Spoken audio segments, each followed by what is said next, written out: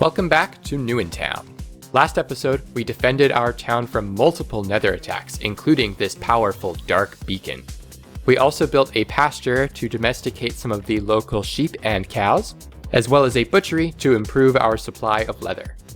My goal for today is to build a wizard tower, and once we do, the final nether attack will occur, and the Tyrant Wither will emerge. Don't forget to subscribe and check out the link in the description to play Newintown for free and follow along with the story yourself. Before we tackle the wizard tower though, I did forget to grab the gold blocks from the dark beacon, so we're gonna go grab those real quick. Alright, now the dark beacon is fully conquered. At some point we'll come and clean this up a little bit more, but that'll come later because our pickaxe is almost broken. The wizard tower is one of the most expensive structures, especially for this stage in the story. For the first time in a while, we don't already have most everything that we need. But we do have a lot of the foundations, so one of the biggest hurdles for sure is the bookcases. We'll need 8 bookcases total, which is a lot of books. That's why we've been maintaining our sugarcane farm down there, and why we made the butchery last episode. The gold ingots we got from those gold blocks will help pay for the extra leather that we need here. And since we've been maintaining the sugarcane farm, we should already have some sugarcane we can use. Yes, I think that's probably exactly enough. We might need just a little bit more. 23, we do need 3 more sugarcane, so we'll go grab that really quickly. Oh, and we actually do have exactly 3 sugarcane to grab. So we can craft those sugarcane into the last 3 paper that we need, then make all the books that we need. Then we can take our logs, turn them into planks, and get all of the bookcases that we need. So that takes care of that, and we should also have plenty of stone already in our resource silo. We can check that real quick. Perfect. Let's just grab that now. So now comes the hard part. We only have 2 diamonds left over after making all this diamond armor. Now that is the exact amount that's needed for the wizard tower recipe, but we also need 2 obsidian, which means we need at least 5 diamonds so that we can make a diamond pickaxe as well. Now I tried to invest early with this mining drill, but so far it hasn't yielded any diamonds. Let's see if that changed this last day. Oh, holy cow, yes it did. We got several. I guess it's been a couple of days since I've checked it. I was expecting to have to go and mine at least a few, but this actually accelerates our plans quite a lot. Well, in that case, let's craft up our diamond pickaxe here. Perfect. And now we can go grab a bunch of obsidian from one of the nearby nether attack sites. We'll go ahead and mine this whole thing, because eventually we're going to need to build a portal too. The last ingredient we need is a bucket of lava, and if you'll recall a few episodes ago, I actually stored some lava down here in our mine. So we can come in here and grab that real quick. Now the wizard tower is definitely something I'd like to have up here on higher ground. I'm thinking right over here. So let's put everything in the site planner here. Now that's almost everything. I haven't put the building permit in yet, and the reason for that is because, of course, after I build this, the next evening we're going to get that last nether attack, and there's one more golem I want to craft before we do. Let's come see what our golem workbench has for us. And the last golem on our list is the obsidian golem. That's going to be 7 obsidian, which is exactly as much as we have, 1 crying obsidian, and the carved pumpkin. So all we need to do is go shear that pumpkin. Okay, now let's make our obsidian golem. 7 obsidian, carved pumpkin, crying obsidian, and there he is. Let's place him down. Alright, this is our first and only 4-legged golem, and he looks so cool. I love the portal animating on his back there. Beautiful. So the obsidian golem is also a sort of combat golem like the sandstone and bone golems, but he doesn't attack the mobs directly. Instead, he's going to pick a random nearby hostile mob that's fighting us and teleport it into the air. They'll take some damage when they get teleported, and of course they'll take the fall damage when they hit the ground as well.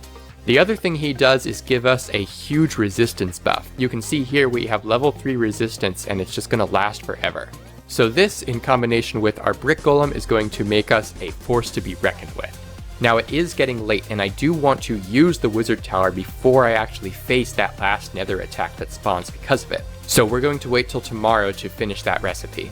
Now while I wait for nighttime, I actually do want to make a grindstone. So for that we're going to need a little bit of stone, turn those into stone slabs, and then we can make our grindstone. I'll explain why we need this in a little bit. Also go ahead and grab a barrel and our lapis lazuli. So we've got our building permit. Let's go ahead and put that in our site planner here. And here is the Wizard Tower. So if you haven't played New in Town in a while, or the last time you saw this was in the previous New in Town series, the Wizard Tower has changed quite a bit. So instead of the precarious staircase over a pool of lava, we still have the lava, but it's more of a ring around this open area, and we have no staircase, and instead these particles. So if we step inside here, we'll be floated on up into the enchanting room. And this is why I made the grindstone, because now this is going to be where we do our enchanting. The wizard over here is somewhat useful. He can sell you lapis if you don't already have it, or will buy your excess lapis. And you can also sell him enchanted books that you don't need anymore, which can be a nice way to unload your random Power 1 books and stuff. I am going to put this barrel right here to store our extra lapis lazuli in. And unfortunately, we are not level 30, so we're not going to be able to get a whole lot of value out of this enchanting table. The main reason that we do want to enchant, though, is so that we can make sure our armor and hopefully as well our sword are prepared to fight the Tyrant. So back at the homestead, we do have an extra sword and some extra armor that has not been enchanted yet, so we will see what we can get out of that. We should also real quick check the mining drill and see if we got any more diamonds so we can make a helmet. No, not today. Okay. So we'll be a little bit under armored there. So let's come back up to enchant. So I like our sharpness 2 sword, so we're going to try and see if we can get a smite. Oh, a smite 2 for level 1? Awesome. Yeah, we'll take that for sure. That's going to be really great against the Tyrant and the Wither skeletons. Fire protection, protection 2's not bad. Let's do that. Ooh, projectile protection 3 is hard to say no to, even if it's not going to be super useful here. I'm going to take it anyway. And then I already have these boots with feather falling 2, so I'm actually going to wear those instead for our Tyrant fight. So the chestplate we were already wearing has projectile protection 2 rather than 3, so let's go ahead and grindstone that and see if we happen to get anything better out of this. Not really for this enchanting level, so we just won't worry about that. Now, does our diamond pickaxe get anything? No, it's probably worth waiting until we're level 30 for that. So let's put our extra lapis lazuli away, and we'll head back down and get ready for the attack. It is noon, so we've got about half the day left until the Tyrant spawns. This armor away, some items, put this sword back. That was weird. Was that a drowned? Hello? That was a loud drowned noise. It must be close, but I don't hear any drowned noises. Huh, I don't know what that was. Oh well. Let's see. I'm not going to bring the enchanted golden apple. We shouldn't need it, but I will bring a golden apple, maybe even a couple, after we craft some new ones up. Let's come up here and put away the things that we would mind losing. Don't need the arrows here, and then we don't need any of that. And of course we'll bring our golems, but the oak golem and deep slate golem, we don't need to bring with us. Okay, I think we're as geared up as we can be. We have all of our golems. Everything is enchanted as best as we can for right now. Unfortunately, if we hadn't died, I think we definitely would have been well past level 30 by now. But we did end up losing some of those levels, so that put us back quite a bit. But the first Tyrant is not terribly difficult. And of course, I have a bit of an advantage since I know his attack patterns. Once again, even though we could see a little easier from the top of the guard tower where the nether attack spawns, it is going to spawn Tyrant scouts, so we want to get over there as quickly as possible to minimize the number that we have to deal with. So it just makes sense to stay here on the ground. Oh, one thing I didn't think of, I think I will bring that bucket after all, so that we can have some milk in case we get any wither damage. Here's a good cow. Thank you, ma'am. Okay, this is the culmination of everything we've been working towards and everything the Tyrant has been working towards. Okay, there it is. Let's go. Come on, golems. Oh my gosh, there's already a bunch. Okay, let's thin the herd a little bit so that we can climb up and take out the soul fires. They're not necessarily guarded, but they're a little bit trickier to deal with than previously. Okay, there goes the obsidian golem helping out. Gonna teleport him up in the air. Perfect. But of course, more Tyrant warriors are going to keep spawning until we close all 4 of these portals. We gotta get up there. We gotta have an opening to do so. Come on, guys. Oh, they're picking up each other's swords. Okay, I think we have a moment here. Climb up. Great. So up here they can't reach us. And start closing portals. 2 down. 3. All right, there's 1 more. Let's take out these skeletons before we destroy it.